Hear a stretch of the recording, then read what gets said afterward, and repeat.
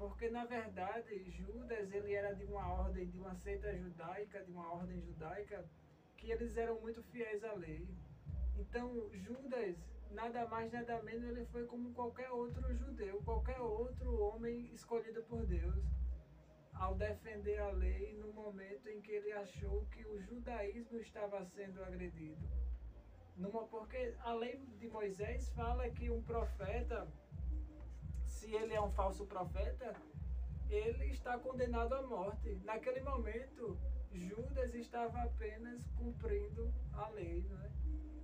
E Cristo ele veio trazer isso, falar que, olha, Paulo lá em 2 Coríntios 3 fala bem assim, olha, a lei, a letra mata, né? Essa lei escrita em pedras que veio desvanecendo através do rosto de Moisés, até essa glorificação que veio do próprio Deus, ela vai desvanecendo, né? Mas essa nova lei, a lei da redenção, a lei em Cristo, a lei da cruz, que é loucura para os homens, essa é A lei em si, grandiosidade, né? ela revela o que? O pecado. Não é isso? E Jesus, ele revela o que? Revela a redenção, revela o, vamos dizer assim, o perdão A desses graça, né? pecados, a graça. Coisa que a lei não consegue, não conseguiu nem vai conseguir. Por quê? Porque a lei era aquela questão, olho por olho, dente por dente. Nós vamos ver o que aqui, lá no capítulo 8, né, de João, a Bíblia diz que eles trazem uma mulher pega no próprio ato de adultério. É por isso que a ceia do Senhor ela simboliza tudo isso, o amor de Deus, né? A comunhão, Deus sempre dizendo, olha, eu estou com você. Aquele bocado que Jesus dá a Judas, olha, eu sei que você é um pecador, eu sei que você faz coisa errada, mas mesmo assim, eu estou lhe honrando, eu quero que você se arrependa para que você faça parte do meu reino. Aí eles trazem aquela mulher no próprio ato adulterando, a Bíblia diz no próprio ato. Mas aí vamos ver aí, da mesma forma, uma perspectiva divina e outra humana. Por quê? A perspectiva do homem era ali o quê? Era acusar aquela mulher, né? Era fazer com que Jesus tropeçasse na lei, porque estavam ali o quê? Fariseus, saduceus, doutores da lei. Aqueles escribas, eles escreveram tanto que eles se tornaram doutores. Eles que no início eram só escribas, eles escreviam, mas eles escreveram tanto e aprenderam a Torá, como também não só a Torá, como algumas tradições da Midrash, do povo de Israel, que eles conheciam a lei, conheciam as tradições, por isso eles faziam aquelas perguntas a Cristo para que ele viesse tropeçar na lei. Mas como Cristo e Deus, eles sempre são amor e querem a redenção do homem, não a condenação, Jesus ou Deus nunca quis a condenação da humanidade. Agora a humanidade que corre atrás da condenação. É porque chega uma época que quando você teoriza muito sobre uma coisa, às vezes o próprio Cristo, eu acho que Cristo tropeçou na lei dos homens, né? Na interpretação da lei que os homens teve sobre a verdadeira essência da lei de Deus, né? A incompreensão, né? Que A o homem, a incompreensão. incompreensão do homem, tanto no caso dos israelitas, sobre aquilo que realmente Deus queria na lei, Na né? lei. Porque em momento algum Jesus ele tropeçou, ele foi cumpridor da lei. Agora aquilo que como realmente deveria ser feito e como uma Exatamente. interpretação correta. Como o homem devia olhar para a lei. É tanto que ele Exatamente. fala sobre o sábado, né? Que ele fala que o homem não foi feito para o sábado, foi o sábado que foi feito para o homem, né? A compreensão daquilo que o homem dizia era que o homem botava a lei acima do homem, mas Isso. a coroa da criação de Deus não foi a lei, foi o próprio homem, né? Aí essa questão que nós, seres humanos, temos, essa facilidade de condenar as pessoas. Você sabia disso? Que nós temos uma facilidade muito grande em condenar as pessoas sem saber o motivo e o porquê. É claro que pecado é pecado em todas as épocas, não é isso? E quando eles trazem aquela mulher e Jesus vê aquela situação, eles perguntam, na lei, ó, eles vão usar agora a Bíblia, né? Na lei de Moisés, ele diz que nós devemos apedrejar esta mulher que está adulterando. A Bíblia diz que Jesus estava ali escrevendo ali e tal. Aí, depois de um certo tempo, ele se levanta e ele diz, quem de vós estiver sem pecado, atire a primeira pedra. É. Eles saíram, a Bíblia diz que começar pelos mais E velhos. sabe o que é interessante? É que Jesus falou bem assim, olha, quem não estiver este pecado, Tá entendendo? É esse mesmo exato pecado que ele está cometendo. E Jesus, ele, antes disso, ele dá uma ideia, falando assim, olha, adultério não é cometer o ato. Se você pensa numa mulher de maneira indecente, você já está adulterando, né? Porque Deus, ele não olha como o homem vê, ele não vê o homem como todos os outros homens vê através da imagem. Deus sabe o íntimo, né? Deus conhece, compreende o íntimo do coração dos homens, né? Exatamente, porque é o seguinte, antes de você vir fazer o que quer que você venha fazer, primeiro você vai ter que maquinar. Quando os discípulos chegaram ali em determinada casa, que eles entraram sem lavar os pés e as mãos e começaram a dizer, olha, os teus discípulos comem impuro, não lavam as mãos, não lavam os pés.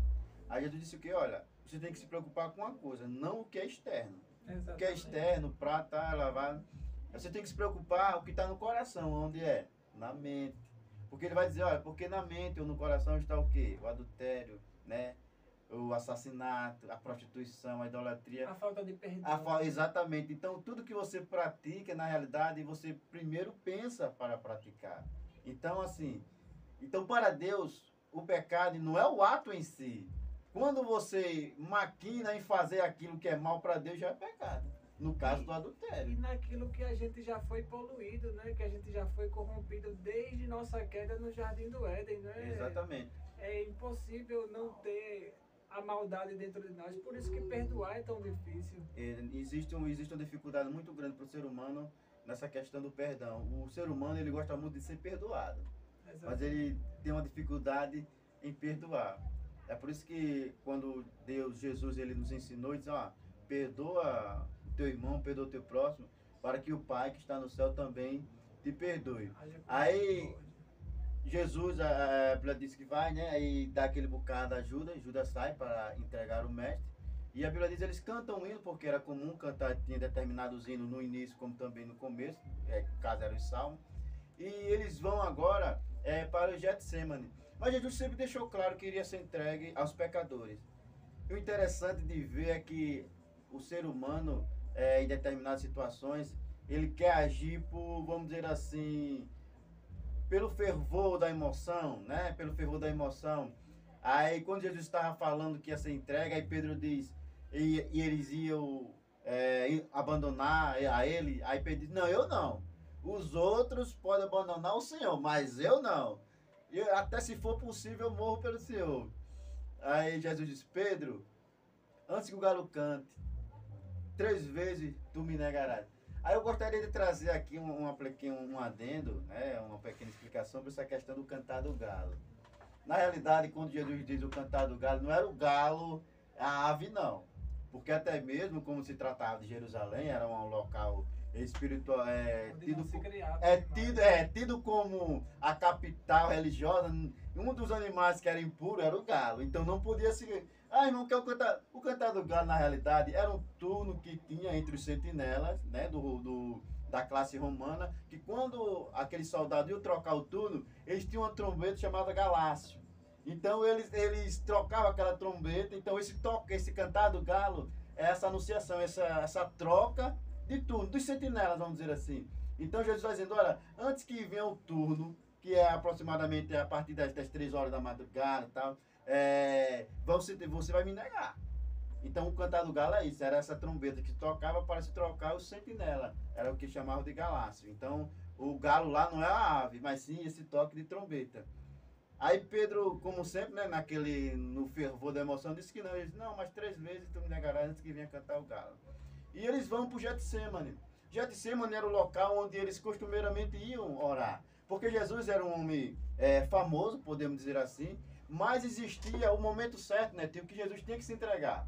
Se Jesus, em determinados momentos, ele não tivesse esse Getsemane, não tivesse esses locais de secreto, que a Bíblia chama de secreto, para orar, que ele tinha uma comunhão maior com o Pai, já que onde ele estava era muita gente, existia também a possibilidade das pessoas matarem ele. Porque tem coisa que é eu que tenho que fazer, mas tem coisa que só Deus faz. Ou não? Muitas vezes a Bíblia vai dizer, então, o Espírito não permitiu que Paulo fosse. Por quê? Porque tem coisa que é eu que tenho que fazer, não é Deus. Então, quando eu vejo uma situação que eu não posso fazer, orientado por Deus, eu não faço. Eu não tenho que, vamos dizer assim, tentar a Deus. Não, eu vou porque não, Deus está comigo, não. Quantas vezes lá na festa, quando Jesus faz aquele grande milagre de Lázaro, e as pessoas estavam ali acontecendo a festa dos tabernáculos, né? Era uma grande festa dos judeus, e os irmãos de Jesus disseram, tu não vai para lá não? Jesus disse, não, nesse momento não. Por quê? A Bíblia diz que estava todo mundo esperando Jesus, mas a Bíblia diz que por orientação divina, aquele não era o momento. Porque Jesus sabia o local e a hora em que ele poderia ser entregue, se entregar. Ou seja, então, às vezes que Jesus não ia, é porque Jesus era orientado por Deus para não estar ali, porque ele poderia, não ele, mas as pessoas querer antecipar a sua morte. É por isso que Jesus dizia, não diga nada. Faça sua oferta, mas não diga nada a ninguém, por isso, entendeu? Jesus até fugiu de Belém. Com certeza. E voltou por causa Exatamente, de Lázaro, por essa questão. Por essa questão, por quê? Porque existia um momento certo dele se entregar. Essa passagem eu gosto muito, sabe? Porque a gente, quando lembra de Tomé, a gente lembra muito que Tomé negou a Cristo. Mas essa passagem mostra que Tomé foi o único que se predispôs a dizer bem assim, olha, vamos todos nós com ele, para que morramos junto com ele, né? Quando ele disse, não, mas o senhor não está dizendo que quer nos matar, a gente vai morrer todo mundo lá, né? Aí Jesus Tomé falou, não, exato. Mas na realidade o Tomé, que nós muitas vezes criticamos, na realidade ele foi sincero, né? É verdade. Uma coisa que Deus admira no ser humano é a sinceridade. Porque não existe um perfeito, isso não existe. Mas você vai ver o porquê que Davi era o segundo coração de Deus. Davi era imperfeito? Claro que era. Mas porque Davi ele não escondia os seus defeitos. Exatamente. Quando Deus dizia, Davi, você pegou e dizia, Senhor, eu pequei, mas por favor não retira de mim o teu Espírito Santo. Ou seja, a sinceridade do coração. Nós não temos que ser hipócrita. Nós temos que ser verdadeiro na presença de Deus. Meu irmão, se você está com algo no seu coração que não agrada a Deus, seja sincero com Deus. Se abra com Deus. Deus é o seu melhor amigo do mundo. Aquilo que você não pode contar à sua mãe, seu pai, seu vizinho, conte a Deus que ele vai lhe entender. Que agiu de misericórdia com traidor. Com certeza. Negou, sem sombra de dúvida. Aí Jesus está lá agora no Getsemane. Aí Jesus diz, olha, vocês ficam aqui orando que eu vou à parte a orar, né? Vamos dizer, tem uma comunhão maior com o Pai, um particular. Aí a Bíblia diz que eles ficam lá e em determinado momento Jesus diz, Pai, se for possível, né, tira